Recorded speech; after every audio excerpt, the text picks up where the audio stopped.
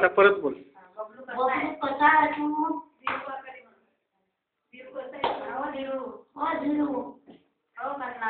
अन्ना हो कसा आहे तू? कसा खाना तू? तू येशील का बाबा भेटीले? जरूर. अन्ना हो श्रद्धा काय श्रद्धा? श्रद्धा हो श्रद्धा. श्रद्धा